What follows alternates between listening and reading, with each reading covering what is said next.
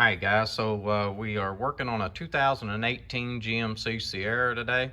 I want to show you a few things about this truck. If you own one of them, this will be a good video for you to watch. There's a lot of people that owns these trucks, and there's things in this video that they didn't even know. So this is a good video for a person that owns a truck like this. So anyway, I'm going to turn the under hood light on there, and what we got is whether or not this is a 6L80 or an 8L90.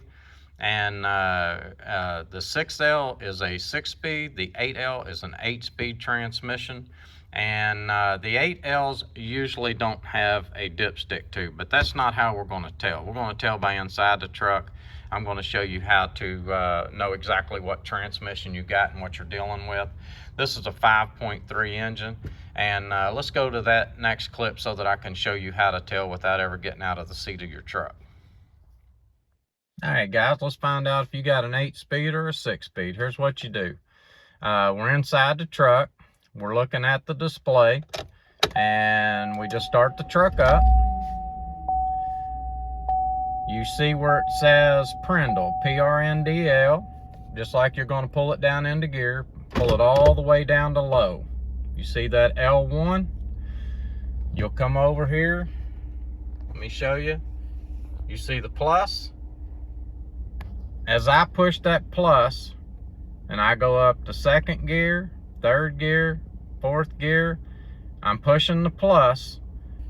You see the plus? Fifth gear, sixth gear, seventh gear, eighth gear. That means it's an 8-speed. If that would have only went up to 6, then this would have been a 6-speed. The 8-speed is an 8L90, and the 6-speed is a 6L80 or 6L90. And that's how you tell if you've got a 6-speed or an 8-speed transmission. Okay, so now that you know that you have a 8-speed or a 6-speed transmission, if you have the 8-speed transmission, continue on with this video, because that's what I'm talking about is 8-speed. If you've got a 6-speed transmission, then you'll want to go to another video of mine about the 6L80, 6L90. So anyway, the 8-speed transmission, the 8L90, it has a service feel of 7.5 quarts. So you'll want to make sure that you get 8 quarts of transmission fluid.